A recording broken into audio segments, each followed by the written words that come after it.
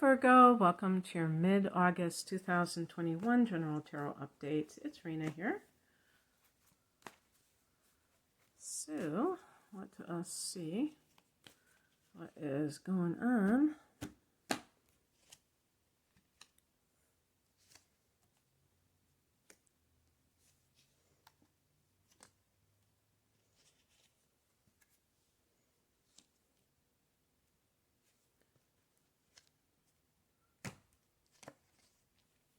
Okay. Alrighty then. Let's see.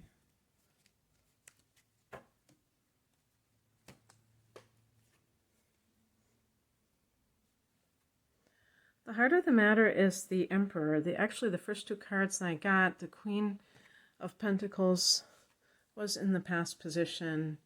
And so, these can be parents, authority figures, bosses even. But I mean, with the Emperor, I think of somebody who also can be like a judge. So it could be awaiting like a legal decision, for instance, a divorce or a custody, a child, what do they call that? Not just custody, but child support hearing. This is a card. It doesn't have to be something bad. It can simply be the figure of authority. Number 4 of the Emperor is connected to the planet Saturn, and it which is the ruler of Capricorn. And it's funny because I always associate the Emperor with Capricorn. It's supposed to be associated with Aries. So if you have an Aries person in your life, then it might be that you are dealing with them now for some reason more than others.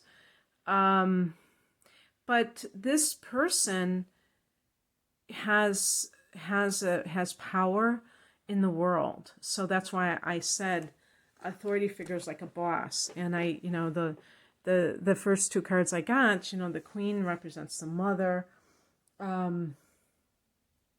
If this is your partner, there might be some issues if this person wants to lay down the law, if they're not, if they're very authoritarian and they're not willing to take you into consideration. It's kind of like their way or the highway, then that could be problematic for sure. In the past position,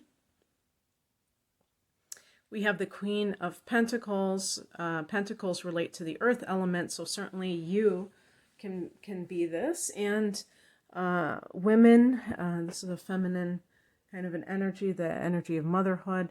So one example would be if you have gotten pregnant or given birth, and all of a sudden your partner is turning into this mini dictator, or they're just kind of like assuming control. They're becoming too controlling even. And like for instance, if you're staying home with your child and they are making the money, and then all of a sudden they're using that area of life where they have the upper hand in one way or the other as kind of leverage, or they're just turning into something else. And this does happen sometimes, unfortunately, especially when one person is in a position where they're kind of vulnerable. Some examples are losing your job, giving birth and not having the ability. Some women can't, they're nursing, or they just don't have the energy, whatever it is, to just go and work outside the home. They feel like they want to be with their child. They feel like that's where they're supposed to be. And this person is kind of taking advantage of that.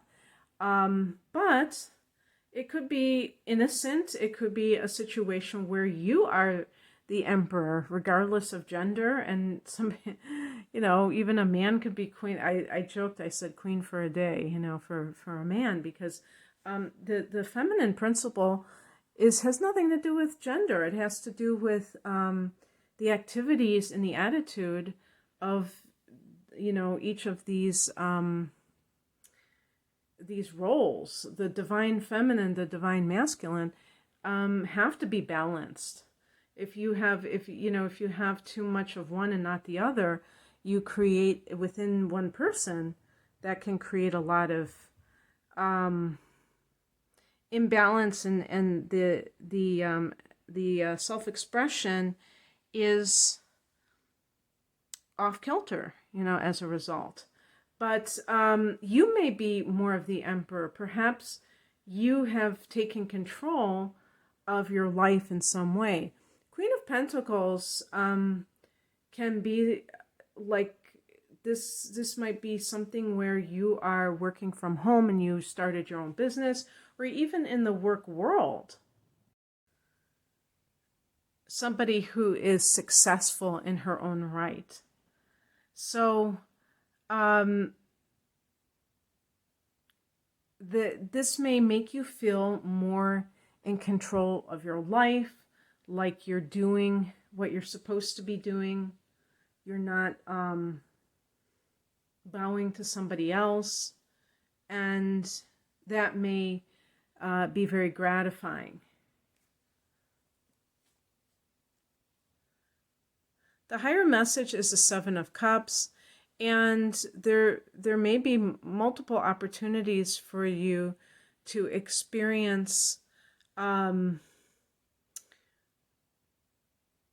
different kinds of service to others. I was just thinking about this because I was thinking, wow, this really is, those top cards are very good for the career and the financial, the career, what is going on with Virgo. And I was thinking astrologically, and recently you had you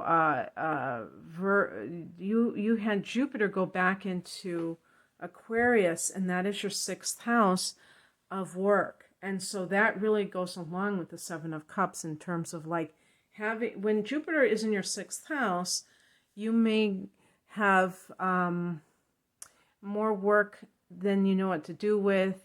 If you are you're fielding offers, you have more offers than perhaps you've had in a long time. And sometimes that can be a little bit confusing because you may not know what to do about it. Which one is the thing, to choose from? Sometimes when there are a lot of choices, it makes it even more confusing than when you just have 2 to choose from. So yeah.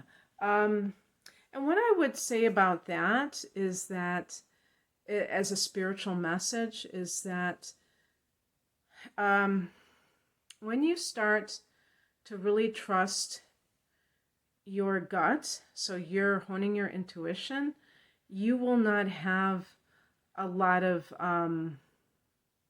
agonizing over choices, because you will feel just deep down inside that something is right. And it won't be that hard to choose one over the other. What crosses you is the Page of Swords. Now, this can be a situation, someone may be two-faced in your life. So let's say that this reading is about a person who is trying to control you, like in your personal life. They may be the one who is doing the dirt. And the Seven of Cups can suggest also that type of deceit, or in some cases, the person may believe their own lies because they're just so used to lying, and they really they might not have a good character, so they just live to be dishonest and not be a person of integrity. And, for whatever reason. And maybe they're mentally imbalanced in some way. Maybe they have an addiction. Seven of Cups can be addiction.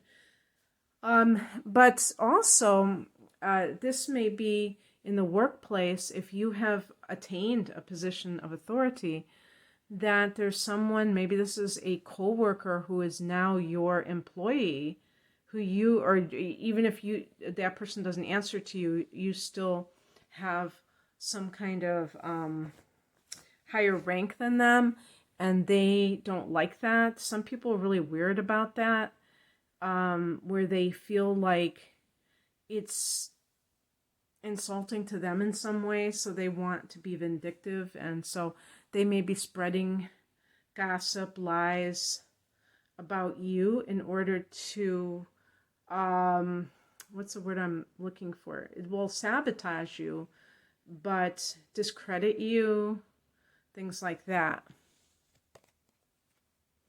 What's coming in is the Judgment card. Again, just first and foremost with that Seven of Cups, trusting your judgment as you navigate some important developments in your life. Virgo does tend to second guess itself.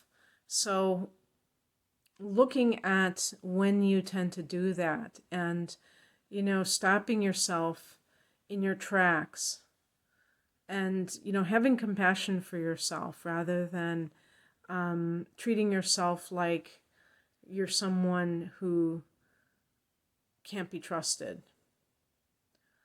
The Judgment card can also be about cause and effect. And an example would be if you were in a position in a business where you were also resentful of the boss. Maybe you felt there was a good reason to be complaining about it with fellow co-workers. And then for whatever reason, and I would say usually this is because you stand out as being somebody who is very, has great attention to detail, is very, I would say just in an all-around way, is very competent in what you're doing and very thorough in what you're doing, that you drew the attention of certain people, and it was a natural thing for you to receive a promotion, then all of a sudden you're catapulted into this place of being one of the suits.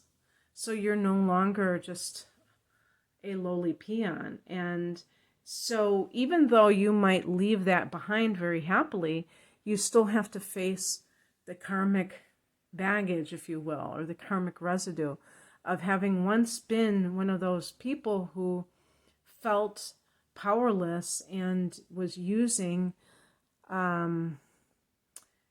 complaining, talking behind somebody else's back as a way of kind of getting out your stress or feeling that, you're like aggression and things like that. And now you have to realize that there are still going to be people who are disgruntled, who feel like they are being left behind.